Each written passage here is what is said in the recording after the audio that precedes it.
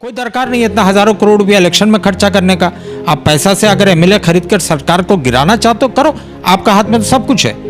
लेकिन ये कब तक चलेगा, कब तक ये देश का जनता जागेंगे, यही तो मेरे को हैरानी हो रहा है। क्या ला रहे हो कि कहीं मंदिर का इशू लेकर आ रहे हो, कहीं सुल्ली डील्स का इशू लेकर आ रहे हो, कहीं पे और कुछ नुपुर शर्मा जैसा इशू को लेकर आप देश का सामने में गुमराह करना चाह रहे हो। वो भी नहीं हो पा रहा है तो राहुल गांधी का ऊपर में ईडी ला दिए, वो भी नहीं हो पा रहा है तो फिर महाराष्ट्र में सरकार गिराने पे उतावले हो।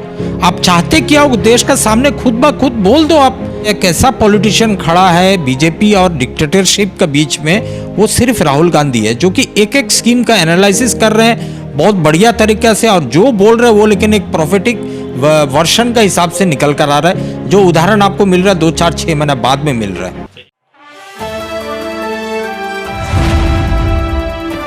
द इंडियन खबर, सच आपके सामने।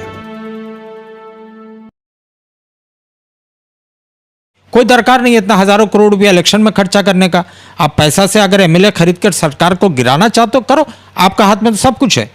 लेकिन ये कब तक चलेगा, कब तक ये देश का जनता जागेंगे, यही तो मेरे को हैरानी हो रहा है। आज अनएम्प्लॉयमेंट इस कदर बढ़ी हुई है, लोगों का भूखमरी बढ़ा हुआ है। आप खुद स्वीकार किए हो कि 80 करोड़ लोगों को आपने 5 केजी चावल पहुंचाए हो।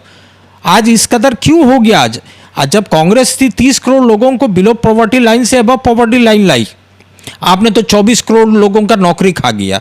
आपने लगभग 1.5 करोड़ महिला का नौकरी चला गया लास्ट 1 साल में। आप 2.5 साल में नौकरी, सेना में कोई नौकरी बहाल ही नहीं कर पाए अभी तक। आपका जीडीपी कहां पे जाकर गिर गया? आपका फॉरेन रिजर्व जहां पे $600 बिलियन टच कर दिया था, वो $450 बिलियन में आकर पहुंच गई है। आप बोलते हो आप देश को चलाओगे। अग्निवीर का स्कीम कोई ले लो, आपने इंट्रोड्यूस करते ही 3 बार अमेंडमेंट कर चुके हो। तो आप अपना पॉलिसी पैरालिसिस से कब निकलोगे और देश को, जनता को इस आज जो परिस्थिति पड़ी हुई है उससे आप कैसे निजात दिलाओगे? अब ये सुरसुरी जब हो रहा है कि लोगों का ऊपर में महंगाई का मार हो रहा है, लोगों का ऊपर में बहुत सारा दैनिक जीवन का जो एक कठिनाई आ रही है, आप क्या ला रहे हो कि कहीं मंदिर का इशू लेकर आ रहे हो, कहीं सुल्ली डील्स का इशू लेकर आ रहे हो, कहीं पे और कुछ नुपुर शर्मा जैसा इशू को लेकर आप देश का सामने में गुमराह करना चाह रहे हो। वो भी नहीं हो पा रहा है तो राहुल गांधी का ऊपर में ईडी ला दिए, वो भी नहीं हो पा रहा है तो फिर महाराष्ट्र में सरकार गिराने पे उतावले हो। आप चाहते क्या हो? देश का सामने खुद ब खुद बोल दो। आप, हम लोग मान लेंगे इस चीज को, क्योंकि आप जो चाह रहे हो वही तो कर रहे हो मनमानी। या तो फिर कांग्रेस पार्टी इसमें तो अकेला नहीं है लड़ाई का। कांग्रेस पार्टी ने जिम्मा लिया है देश बचाने का, तो देश बचाने का जिम्मा लिया है, लेकिन ठेका जो है कि बाकी सब रीजनल पार्टीज का भी लेना चाहिए आज के डेट में। ये नहीं है कि बीजेपी क्या कर रही है, अच्छा कर रही है, बुरा कर रही है, लेकिन देश को खोखला कर रही है तो एकमात्र बीजेपी कर रही है, और उसका साथ दे रहा है जितना भी रीजनल पार्टीज है, वो भी रीजनल पार्टीज भी उसका साथ दे रही है। अच्छा, एक सवाल है कि आप कह रहे हैं कि रेडिसन ब्लू में जो है तकरीबन 80 रूम बुक है, एक रूम का भाड़ा अगर 15,000 ही पकड़ते हैं तो 15-8 मतलब अच्छा खासा अमाउंट बन जाता है, कई करोड़ में अमाउंट बनता है। तो सवाल ये है कि आखिर मतलब कि ऑपोजिशन उस पर सवाल नहीं उठा रहा, तो पेंशन योजना में तो अग्निवीर को पेंशन देने के लिए पैसा नहीं है, तो ये जो हज़ारों करोड़ रुपया आ रहे हैं, एमएलएस खरीदे जा रहे हैं, तो ये पैसे एक्चुअली आ कहाँ से रहे? ये तो सीधा सा बात है। इलेक्टोरल बॉन्ड का कोई हिसाब आज तक मिला आपको राजा भाई? पीएम केयर्स फंड का कोई हिसाब मिला? तो फिर ये तो सीधा सा जाहिर सी बात है भाई। मैं पकड़ लो, मैं रिलायंस का मालिक हूँ, मैं इलेक्टोरल बॉन्ड 1000 करोड़ रुपये का बॉन्ड खरीद के मैंने बीजेपी ऑफिस को चुपचाप दे दिया। बीजेपी को मालूम है कि अंबानी ने दिया 1000 करोड़ रुपये का इलेक्टोरल बॉन्ड खरीद कर, लेकिन आप आरटीआई मारिए रिजर्व बैंक को कि ये 1000 करोड़ का बॉन्ड किसने खरीदा है। रिजर्व बैंक बोलता है दिस कैनॉट बी डिस्क्लोज्ड। क्यों? क्योंकि इलेक्टोरल बॉन्ड में साफ साफ लिखा हुआ है कौन परचेज कर रहा है, ये नहीं है। तो आप वहाँ पर कालाबाजारी कर रहे हो। लेकिन आपको ये मालूम है कि अंबानी ने 1000 करोड़ रुपया हमको दिया है, तो आज अंबानी जब खड़ा होकर आपसे मांगेगा कि भैया ये ज़मीन मेरे को दे दो, हमको इसमें जो है कि एक तो फैक्ट्री लगाना है, तो वो बीजेपी इनकार नहीं कर सकता। ये करप्शन यहीं पे हो रहा है, इंस्टीट्यूशनलाइज कर चुका है ये करप्शन को। करप्शन जो है कॉन्स्टिट्यूशन वे में हो रहा है। यस, बिल्कुल। यही चीज़ तो लोगों को समझ क्यों नहीं रहा, हमको समझ में नहीं आ रहा। एक बात है, राहुल गांधी को बहुत सारे लोग पप्पू कहते हैं, बहुत सारे लोग उनको कहते हैं कि ज्ञानी हैं, बाबा हैं, क्या बताते, क्योंकि जैसा उन्होंने कहा कि कोरोना काल में जो कुछ हुआ वही हुआ। फिर उन्होंने कहा कि मतलब कि फार्मर्स प्रोटेस्ट का जो 3 बिल आया था, बोला कि शुड बी रोल बैक, ये मतलब वापस गया। अभी अग्निपथ को लेकर राहुल गांधी ने कहा कि वापस लेना होगा। मतलब मगर दूसरी तरफ जो रक्षा मंत्रालय ये कह रहा है, गृह मंत्री कह रहे हैं, अजीत डोभाल राष्ट्रीय सुरक्षा सलाहकार कह रहे हैं, और दूसरी तरफ जो भी संयुक्त जो है प्रेस कॉन्फ्रेंस हुआ तीनों आर्मी के जो हेड है उनके तरफ से, तो वो कह रहे हैं कि वापस नहीं होगा। तो क्या राहुल गांधी या कांग्रेस पार्टी ये बात को चाहती है कि इसको वापस किया जाए अपने मोटिव से, या वापस किया जाए युवा के फायदे के लिए? देखिए, पहला नंबर चीज़ जो आपका सवाल का जवाब मैं देने से पहले ये बोल दूं, ये पॉलिसी डिसीजन किसने लिया है? ये डिफेंस मिनिस्ट्री लिया। डिफेंस मिनिस्ट्री किसका होते आता है? डिफेंस मिनिस्टर का अंडर में, यानी कि directly control by the cabinet. अब जब कैबिनेट डिसीजन ले रही है कोई चीज़ लागू करने का स्कीम को, तो उसको डिफेंड करने के लिए रक्षा सचिव क्यों, ये चीफ क्यों आ रहे, क्यों नेवी चीफ आ रहे हैं, क्यों आर्मी एयरफोर्स का चीफ आ रहा है वहाँ पे डिफेंड करने के लिए? इससे शर्मनाक चीज़ और कुछ नहीं है।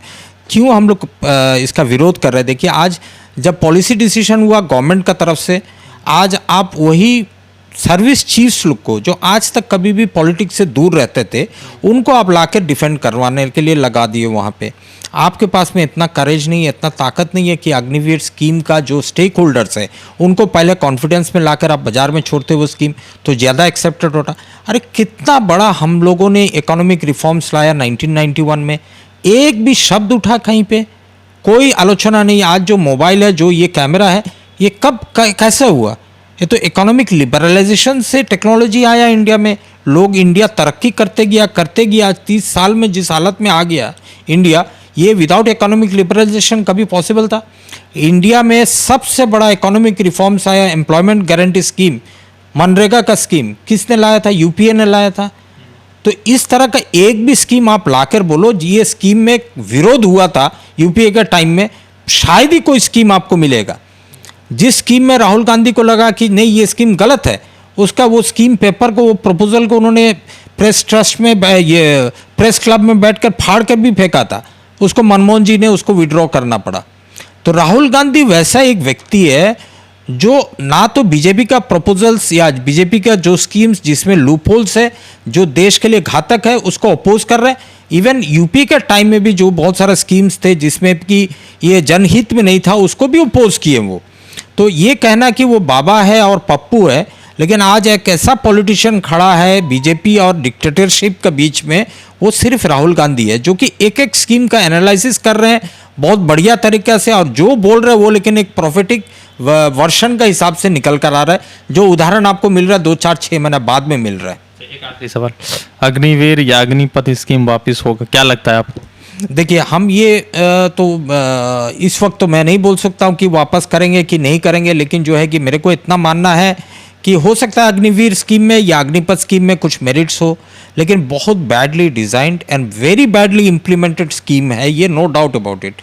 दूसरा बात, हम ये मानते हैं कि ये जो अग्निवीर का जो अग्निवीर जो लड़के 4 साल बाद में जो मार्केट में उतरेंगे, इनको आप कैसे छोड़ोगे? क्या एम्प्लॉयमेंट गारंटीज है? आप बोल रहे हो 10% दे रहे हो, लेकिन वो 10% का आज क्या पोजीशन है कॉर्पोरेट सेक्टर का?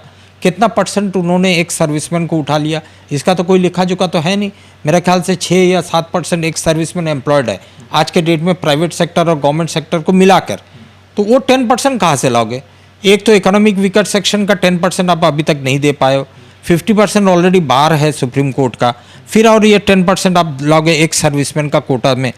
तो where is the total road map? Road map है नहीं।